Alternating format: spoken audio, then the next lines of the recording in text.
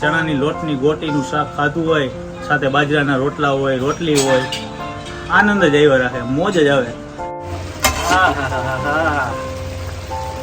ચણાના લોટની ગોટીનું શાક હલ્યો તો ખાવ તો જરા.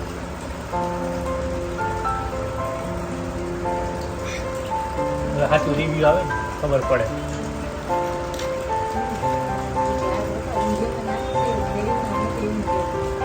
એવું લસણ વાળું ટેસ્ટી બન્યું એકદમ.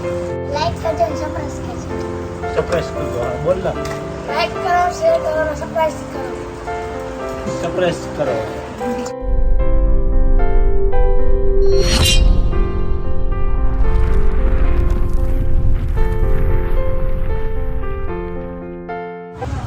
હેલો મિત્રો, જય માતાજી, જય Mogal. Welcome back to my channel Raj Gohil vlogs.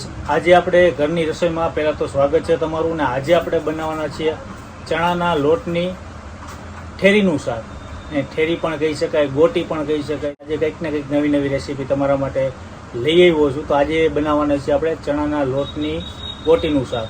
કઈ રીતના બને છે, એની કેટલી પ્રોસેસ જોશે તમને બતાવું. જોતા રહીએ આગળ. જય માતાજી. તો મિત્રો, ચણાના લોટની ગોટીમાં બનાવવા પહેલાં તો આપણે ચણાનો લોટ જોશે, પછી એક બાઉલ આપણે દહીં જોશે, ટમેટાં છે, ડુંગળી છે, તમાલપત્ર છે, લીંબુ છે, લસણ છે, લાલ મરચાં છે સૂકા, અને લીલા મરચાં છે, અને આપણો આ ગરમ મસાલો, અને પ્લસ બીજું કે આપણા અજમો છે. આ અજમો પણ આની અંદર યુઝ કરવાનો છે. તો સૌથી પહેલાં આપણે લોટ બાંધી લઈએ. મિત્રો, આપણે એક બાઉલ લઈ લીધું છે. બાઉલની અંદર આપણે 2 વાટકા જેટલો ચણાનો લોટ લીધો છે. પહેલાં એની ઉપર આવશે અડધી ચમચી મીઠું, અડધી ચમચી મરચું, ને અડધી ચમચી હળદર, ને અડધી ચમચી નાખવાનું છે ધાણા જીરું, અને થોડી ઉપરથી હિંગ, થોડુંક અમથું અજમો નાખવાનો છે. ઉપરથી આવશે તેલ, 1 પાવડા જેટલું તેલ નાખ્યું છે આપણે. પાણી એડ કરીને લોટને બાંધી નાખવાનો. મિત્રો, લોટ આપણો બંધાઈ ગયો છે, પણ આ લોટ બાંધવામાં આવે ને, લોટ એટલી વાર ચોટે એટલે આને થોડીક વાર લાગે. લોટ તમારો અત્યારે અમારો આ થઈ ગયો છે રેડી. લોટ મિત્રો આપણો બંધાઈ ગયો છે, ને હવે આપણે જે ટમેટા છે, ડુંગળી છે, એ બધાને આપણે ગ્રેવી કરવાની છે.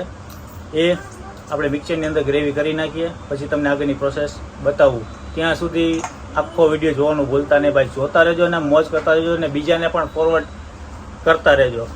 જય માતાજી.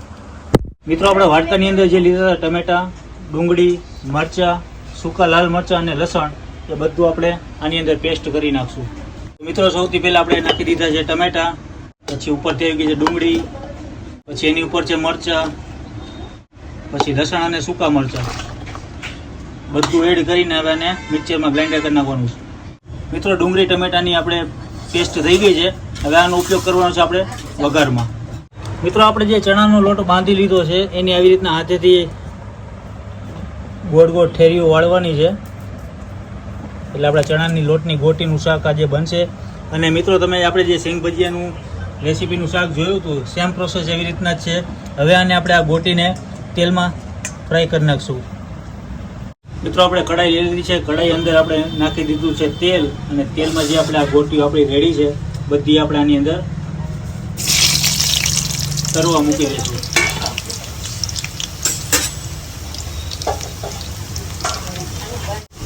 મિત્રો, આને તેલમાં ફ્રાય કરી નાખવાની છે પહેલાં. પછી આ ફ્રાય થઈ જાય પછી આપણે આને કાઢી લઈશું. આપણી ગોટી જે બ્રાઉન થઈ જાય ને પછી આપણે કાઢી લેવાની છે. ફરી પાછું આપણે તેલ લઈ લીધું છે. હવે કરવાનો છે આપણે વઘાર. હવે પહેલાં તો એની અંદર નાખી દીધું છે જીરું, રાઈ નાખી દીધી છે, અને ઉપરથી આવશે થોડીક હિંગ પણ આપણે એડ કરી નાખી છે. ગેસ આપણે ધીમો રાખવાનો છે. હવે આપણે તમાલપત્ર એ પણ આપણે એડ કર્યા છે. અને હવે જે આપણે જે ગ્રેવી કરી હતી ડુંગળી ટમેટાની, એ આપણે આની અંદર એડ કરવાની છે.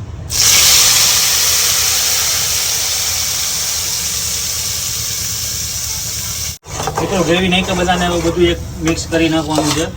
ગેસ રાખવાનો છે આપણે નોર્મલી ધીમો. મિત્રો, અમે નાનપણમાં જ્યારે મમ્મી બનાવતા ને ત્યારે આ ચણાના લોટની ગોટીનું શાક બહુ ખાતું, અને મને એવું લાગ્યું મેં કીધું આ રેસીપી એક આપણે શેર કરવા જેવી ખરા, તો જેથી કરીને ઘણા બધા બનાવતા હોય છે પણ હવે આનો વઘાર કઈ રીતના છે, આની ઉપરથી હજી આપણે દહીં પણ નાખશું ને ચણાની લોટની ગોટીનું શાક ખાધું હોય, સાથે બાજરાના રોટલા હોય, રોટલી હોય, આનંદ જ આવ્યો રાખે, મોજ જ આવે. તો હવે આપણે વઘારની પ્રોસેસ કરતા રહીએ ને કોને કોને બનાવીને ખાધું છે મને કોમેન્ટ જરૂરથી કરજો ભાઈ. જય માતાજી. મિત્રો 5 મિનિટ થઈ ગઈ છે. હવે આની ઉપર પહેલા આપણે નાખશું ધાણા જીરું, પછી એની ઉપર આવશે થોડી એમથી હળદર, પછી એડ કરવાનું છે આપણે સ્વાદ અનુસાર મીઠું, લાલ મરચું 1 ચમચી. મરચું નાખ્યા બાદ આની અંદર આપણે જે ઘરમાં હોય છે ગરમ મસાલો એ આની અંદર ઉપરથી નાખવાનો છે. ગરમ મસાલો આપણે એડ કરી નાખ્યો છે. હવે આ બધા મસાલાને આપણે મિક્સ કરી નાખશું.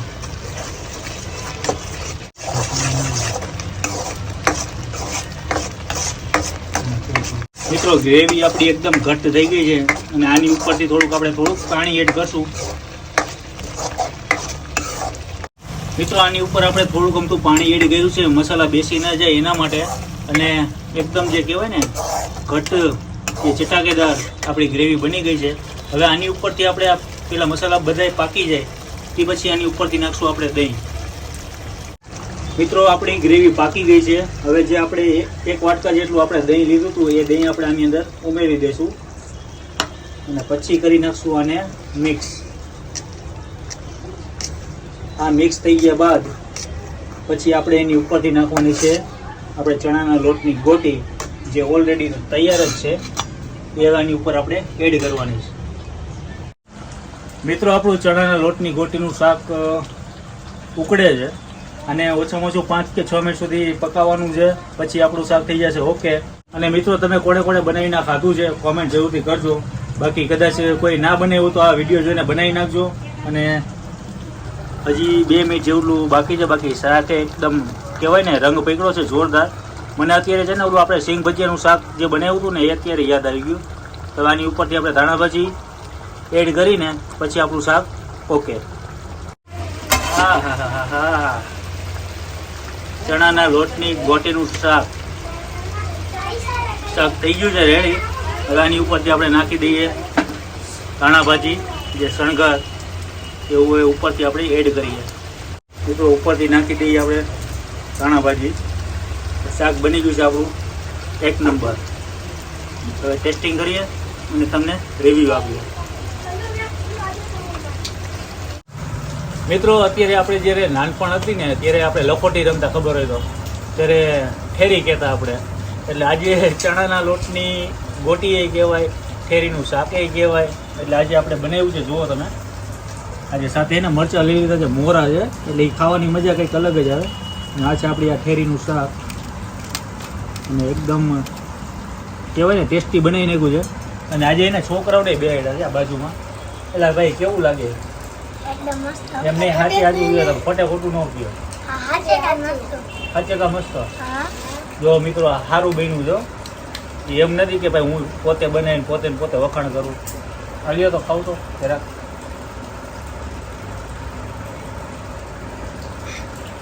હવે સાચું રિવ્યુ આવે ને ખબર પડે.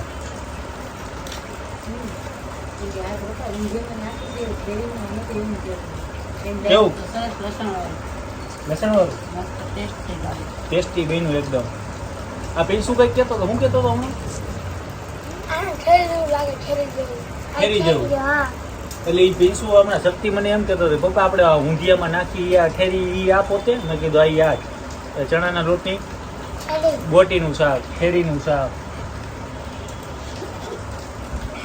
ઘરે મિત્રો બનાવી નાખજો, ખરેખર સ્વાદિષ્ટ બનશે, એકદમ ચટાકેદાર. ઉપરથી આપણે જે દહીં નાખ્યું છે ખાટું મીઠું ને તીખું.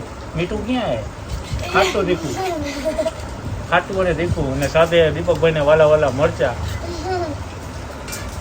મોજ આવી ગઈ. તમારે મિત્રો કોઈ ઘરે મહેમાન આવ્યું હોય, કંઈક નવું રેસીપી બતાવી હોય ને બનાવીને જમાડવું હોય તો આવું ઘરે બનાવી નાખજો. બરાબર બન્યું? હા બરાબર તો બન્યું, પણ થોડું લચકા જેવું બનાવવાનું. થોડુંક લચકા જેવું. બીજી વાર લચકા જેવું બનાવશું. અત્યારે બનાવ્યું હોય ને એકદમ ઘાટું ઘાટું મજા આવી. સારું થયું છે. તો તમે બનાવી નાખજો. આજનો વિડીયો અહીંયા પૂરો કરી. લાઈક કરો જય માતાજી, જય મોગલ, જય શ્રી કૃષ્ણ, જય દ્વારકાધીશ. અને લાઈક કરજો અને સરપ્રાઈઝ કરજો. સરપ્રાઈઝ કરજો. હા બોલ ના. લાઈક કરો, શેર કરો અને સરપ્રાઈઝ કરો. સરપ્રાઈઝ કરો. સરપ્રાઈઝ.